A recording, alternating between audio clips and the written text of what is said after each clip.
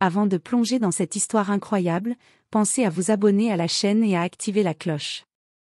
Ici, chaque récit a quelque chose à dire, et vous ne voudrez pas en manquer un seul. New York, un matin d'été étouffant. Ava Johnson, une entrepreneuse noire élégante dans la trentaine, entre dans la banque Manhattan Trust avec un mélange d'espoir et de détermination. Aujourd'hui, elle doit finaliser un prêt crucial pour son entreprise de design, un projet qu'elle a construit à force de travail acharné et de sacrifices. Le hall de la banque est luxueux, marbre poli, lustres étincelants et fauteuils en cuir crème. Les employés sourient aux clients blancs qui entrent et sortent rapidement, tandis qu'Ava se dirige vers le bureau du directeur, Mark Reynolds. Elle a un rendez-vous confirmé depuis une semaine, mais à peine a-t-elle posé le pied devant son bureau que Mark l'informe d'un léger retard et l'invite à patienter. Au fil des minutes, le retard se transforme en heures.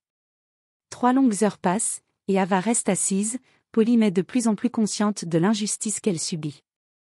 Les autres clients, presque tous blancs, sont reçus immédiatement, leurs demandes traitées avec un sourire et une efficacité irréprochable. Chaque fois qu'Ava tente de s'approcher du bureau pour réclamer des nouvelles, Mark la repousse avec une excuse banale ou un regard condescendant. Malgré la colère qui bouillonne en elle, Ava garde son calme. Elle sait que céder à la frustration serait exactement ce que certains espèrent, la voir perdre sa dignité et son sang-froid. Alors elle sort son téléphone, prête à documenter cette humiliation silencieuse. Ce qu'elle ignore encore, c'est que cette attente injuste va déclencher un événement inattendu, capable de changer sa vie et de bouleverser le pouvoir de Mark Reynolds. Ava Johnson s'installa dans un fauteuil en cuir crème du hall, essayant de ne pas laisser transparaître son irritation. Elle jeta un coup d'œil à sa montre. 9h05, son rendez-vous était fixé à 9h. La climatisation rendait l'air presque agréable, mais l'humiliation commençait à peser lourdement sur ses épaules. Autour d'elle, les clients blancs entraient et sortaient rapidement. Un homme d'affaires passa devant elle, salué par un employé qui lui ouvrit la porte avec un sourire chaleureux. Ava inspira profondément et tenta de rester calme. Elle savait que montrer sa frustration ne ferait que renforcer le préjugé silencieux qui pesait sur elle. 3 quarts d'heure passèrent. Puis 1 heure. Chaque fois qu'Ava demandait à un employé « Excusez-moi, pourriez-vous vérifier mon rendez-vous avec Monsieur Reynolds ?» on lui répondait à peine, avec des excuses vagues. « Il sera avec vous dans quelques minutes. » Ou « Il a eu un contretemps, veuillez patienter. » À 2h, Ava commença à sentir la tension monter dans son estomac. La politesse et la patience avaient des limites. Elle observa Mark Reynolds, le directeur, à travers la vitre de son bureau. Il parlait avec d'autres clients, riait et prenait des appels, sans jamais lever le regard vers elle. Les regards des autres clients et employés ne faisaient qu'accentuer son malaise. Certains détournaient les yeux, d'autres la scrutaient avec une curiosité mêlée de jugement. Ava sentait chaque seconde de cette attente comme une piqûre de rappel que sa couleur de peau semblait justifier ce traitement. Mais Ava avait appris à transformer la colère en force. Elle sortit son téléphone et commença à noter mentalement les détails de son expérience, l'heure exacte, les phrases prononcées par les employés, l'attitude de Mark. Tout serait documenté. Elle savait qu'un jour, cette humiliation pourrait devenir un levier pour changer quelque chose, ou quelqu'un. Alors qu'elle soupirait et regardait les aiguilles de l'horloge tourner lentement, Ava se dit intérieurement, ils ne savent pas encore qui je suis, et ce qu'ils viennent de déclencher pourrait bien leur revenir en pleine figure. 2h30 s'étaient écoulées. Ava Johnson était toujours assise dans le hall, la posture droite mais le regard froid. Son sac posé sur ses genoux, elle observait les allées et venues autour d'elle. Chaque sourire accordé à un autre client blanc lui rappelait qu'elle n'était pas traitée avec le même respect. Elle tenta une nouvelle approche, se lever et s'avancer vers le bureau de Mark Reynolds. « Excusez-moi, Monsieur Reynolds, mon rendez-vous » commença-t-elle poliment. Mais il leva la main, interrompant son élan. « Je suis un peu occupé, madame. Veuillez patienter. » Son ton était condescendant, presque méprisant. Ava sentit une étincelle de colère monter, mais elle la refoula. Elle avait appris à canaliser sa rage. Sortant son téléphone, elle commença à filmer discrètement la scène, non pour se venger impulsivement, mais pour garder une trace factuelle de cette injustice. Chaque minute, chaque mot, chaque attitude discriminatoire devait être documentée. Elle pensa à tout ce qu'elle avait construit avec son entreprise de design, des années de sacrifices, de nuits blanches, de batailles contre les doutes et les préjugés. Elle savait que céder à la frustration dans ce hall luxueux ne servirait qu'à alimenter les stéréotypes qu'elle combattait depuis toujours. Alors que la tension devenait presque insoutenable, Ava prit une décision. Elle sortirait cette vidéo, et elle la partagerait, non pas pour humilier Mark Reynolds, mais pour montrer que cette discrimination persistait encore, même dans les institutions les plus prestigieuses. Elle savait qu'elle n'était pas seule et que ce qu'elle vivait résonnerait auprès de nombreux autres. Quelques minutes plus tard, Mark, toujours absorbé par d'autres clients, ne remarqua pas qu'Ava avait commencé à enregistrer. Son sourire satisfait, pensant qu'elle finirait par partir, allait bientôt se heurter à une réalité qu'il n'avait jamais anticipée. Ava murmura pour elle-même, ils vont comprendre que la patience a ses limites, et que la dignité ne se plie pas aux caprices de l'arrogance. À 3 heures d'attente, Ava Johnson sentit qu'il était temps d'agir. Son téléphone toujours à la main, elle relut mentalement ce qu'elle allait dire dans la vidéo, pas de colère, pas d'exagération, juste la réalité. Chaque mot devait être précis, chaque détail exact.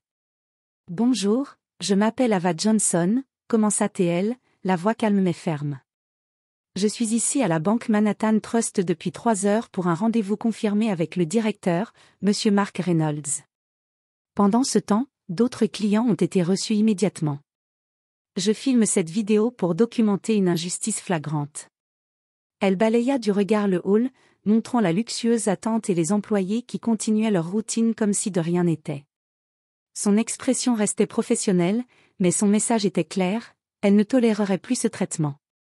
Une fois la vidéo terminée, elle la posta discrètement sur ses réseaux sociaux, accompagnée d'un texte simple mais percutant. Même dans les institutions prestigieuses, certaines personnes subissent des discriminations évidentes. La patience a ses limites. À peine quelques minutes plus tard, les réactions commencèrent à arriver. Des likes, des commentaires de soutien, et des partages qui se multipliaient rapidement. Des journalistes locaux, attirés par le ton calme et la dignité d'Ava, commencèrent à prendre contact pour obtenir plus d'informations. Dans le hall, Mark Reynolds ne remarqua rien. Il continuait à parler à d'autres clients, convaincu que la situation resterait confidentielle. Mais Ava savait que cette simple action allait déclencher une chaîne d'événements qu'il ne pouvait plus contrôler. Elle posa son téléphone et respira profondément. Malgré la colère et la frustration, elle se sentit soudain puissante. 3 heures d'humiliation avaient été transformées en un acte stratégique, intelligent et digne. Elle avait désormais le contrôle de la narration. Et ce qu'elle ignorait encore, c'était que le conseil d'administration de la banque arriverait très bientôt pour une réunion, et qu'il serait témoin de la scène, exactement au moment où tout allait basculer. À peine Ava avait-elle terminé de poster sa vidéo que l'ambiance dans le hall changea subtilement. Des voitures de luxe s'arrêtèrent devant l'entrée, et un petit groupe d'hommes et de femmes vêtus avec élégance franchit les portes de la banque. C'étaient les membres du conseil d'administration, venus pour une réunion importante. Ils parcoururent rapidement le hall et remarquèrent immédiatement Ava, assise avec patience mais la posture impeccable, son téléphone posé sur ses genoux. Certains membres échangèrent un regard surpris, il n'était pas courant de voir une cliente attendre aussi longtemps sans perdre son calme ni montrer de frustration. Mark Reynolds, alerté par le mouvement inhabituel, se leva de son bureau et s'avança vers eux, arborant son sourire confiant. « Bonjour à tous, je... » Mais avant qu'il ne puisse continuer, l'un des membres du conseil l'interrompit. « Mark, pouvez-vous nous expliquer pourquoi cette dame est assise ici depuis 3 heures ?» Le visage de Mark se crispa. « Oh, ce n'est rien, juste un léger retard, nous avons eu quelques urgences. » Mais le conseil, composé de personnes influentes et attentives aux questions d'équité, n'était pas convaincu. Ils remarquèrent la vidéo sur le téléphone d'Ava et les commentaires qui défilaient en temps réel. Une femme du conseil s'approcha d'Ava avec un sourire rassurant. « Madame Johnson, nous sommes désolés de cette attente. Pouvez-vous nous expliquer ce qui s'est passé ?» Ava, toujours calme, raconta brièvement son expérience. Chaque mot était posé, chaque détail précis, l'heure du rendez-vous, l'attente, les clients servis avant elle, le comportement condescendant de Mark. Sa voix ne tremblait pas, mais ses yeux reflétaient une détermination inébranlable. Le conseil échangèrent des regards inquiets, réalisant immédiatement l'ampleur de l'incident. Ce n'était pas seulement une question d'attente, c'était un exemple flagrant de discrimination qui, si elle n'était pas traitée correctement, pourrait ternir la réputation de la banque. Ava sentit un léger sourire se dessiner sur ses lèvres. Pour la première fois depuis le début de cette matinée, elle avait le sentiment que la situation allait enfin tourner en sa faveur. Le conseil d'administration se regroupa autour du bureau de Mark Reynolds, tandis qu'Ava restait assise, le dos droit, son téléphone toujours à portée de main. Le silence dans le hall était lourd, presque palpable. Les autres clients observaient la scène, intrigués par la tension inhabituelle. L'un des membres du conseil, un homme d'une cinquantaine d'années au visage sévère, prit la parole. « Monsieur Reynolds, nous avons été informés que cette cliente attend depuis plus de 3 heures pour un rendez-vous confirmé. Pouvez-vous expliquer votre comportement ?» Mark, visiblement mal à l'aise, essaya de sourire et de minimiser la situation. « Ce n'est qu'un léger retard. J'ai eu quelques urgences. » Une femme du conseil l'interrompit sèchement. « Ce n'est pas un léger retard. 3 heures d'attente pour une cliente est inacceptable. Et il semblerait que d'autres clients aient été servis immédiatement. » Ava, calmement, montra son téléphone et dit « Voici la vidéo que j'ai enregistrée. Chaque minute, chaque interaction, tout est documenté. Je n'ai fait que montrer ce qui s'est passé. » Le conseil regarda la vidéo et écouta attentivement. Les murmures se faisaient entendre parmi les membres, l'attitude de Mark était clairement discriminatoire et non professionnelle. L'un d'eux ajouta « Nous avons une politique de tolérance zéro pour la discrimination. Et il est évident que cette politique n'a pas été respectée. » Mark tenta de défendre sa position, balbutiant des excuses maladroites, mais le conseil ne le laissa pas continuer. Sa crédibilité venait de s'effondrer. Ava resta silencieuse, mais son regard exprimait une force tranquille, elle savait que la situation était désormais sous contrôle.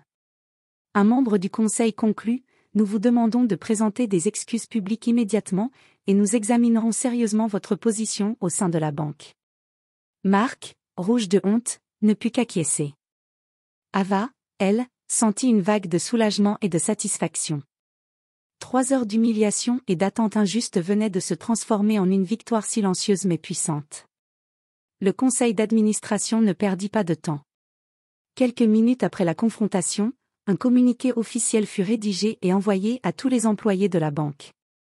La politique de tolérance zéro envers la discrimination y était rappelée, et l'incident impliquant Mark Reynolds était mentionné comme un exemple de comportement inacceptable. Mark, maintenant complètement conscient de l'ampleur de ses actes, se sentit pris au piège. Ses collègues le regardaient avec un mélange de surprise et de jugement. Certains murmuraient, choqués par l'arrogance qu'il avait montrée pendant des heures. Pendant ce temps, Ava Johnson recevait un flot de messages de soutien. La vidéo qu'elle avait publiée circulait sur les réseaux sociaux, et de nombreux entrepreneurs et clients louaient sa patience, son calme et sa dignité. Les médias locaux commencèrent même à la contacter pour raconter son histoire.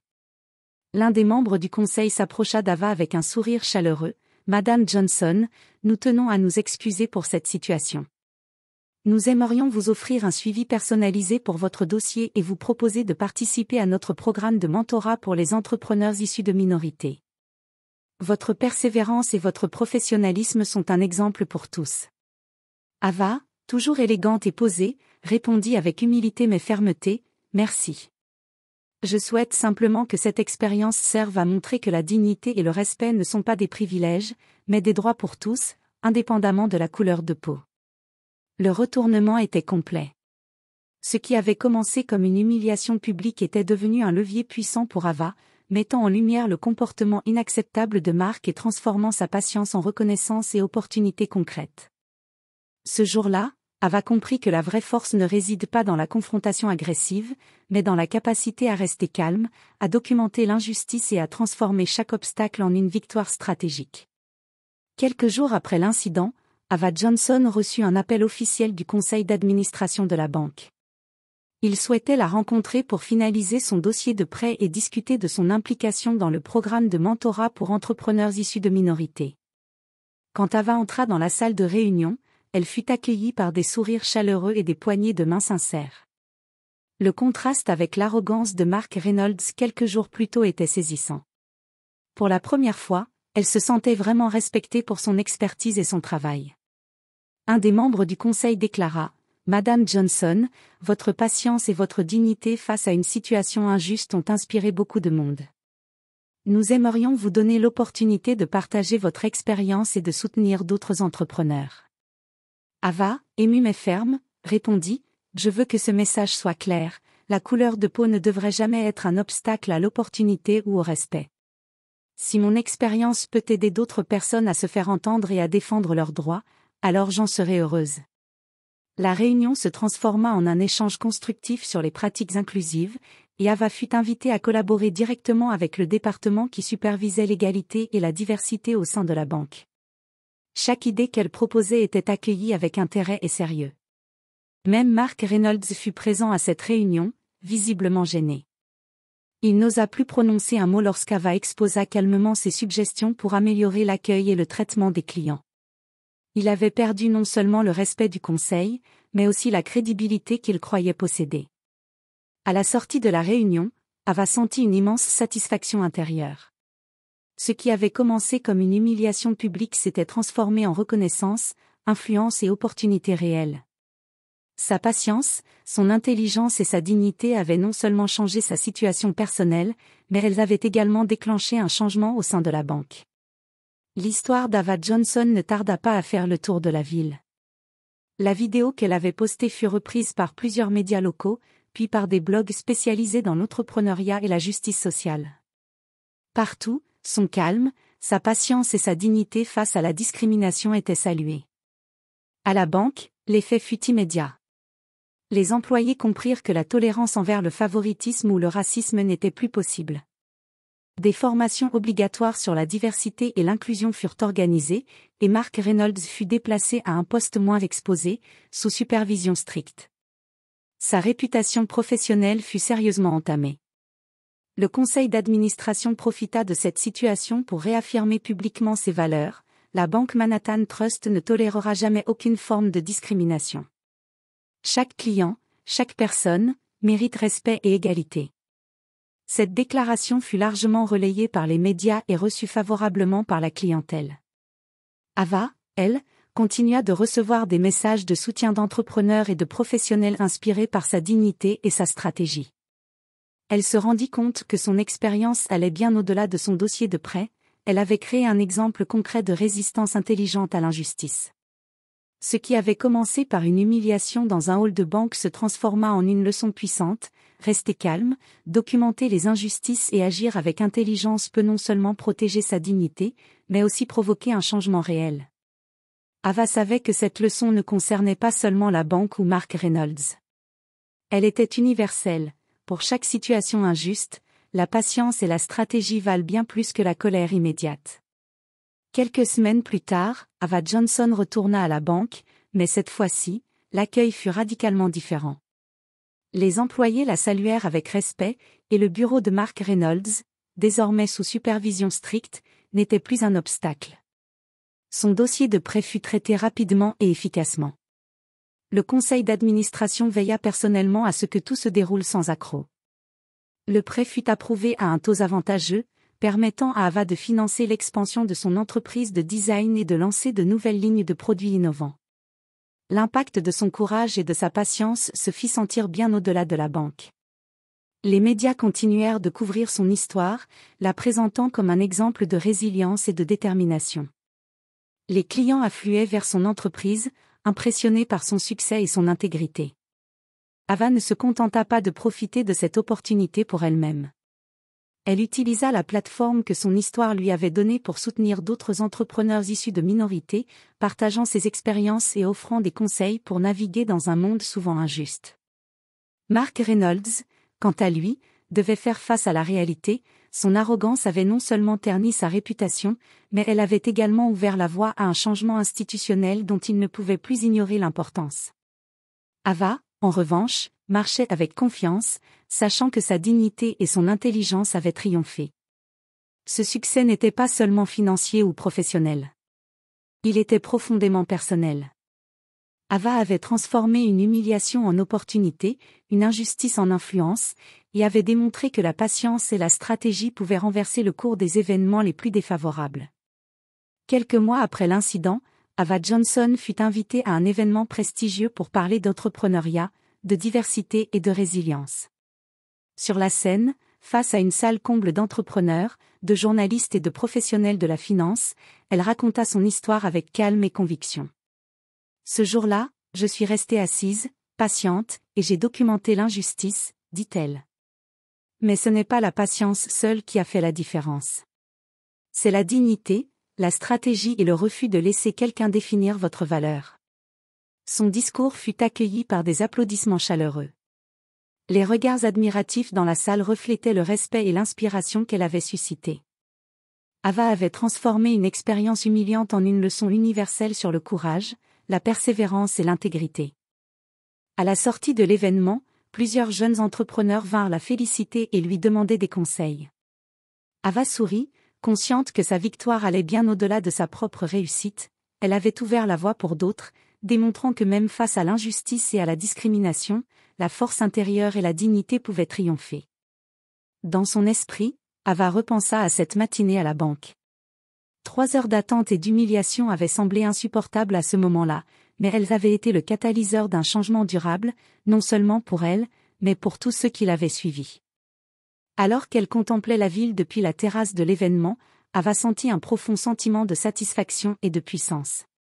Sa patience, sa persévérance et son courage avaient été récompensés, et elle savait qu'aucune arrogance ni aucune discrimination ne pourrait plus jamais lui enlever sa dignité.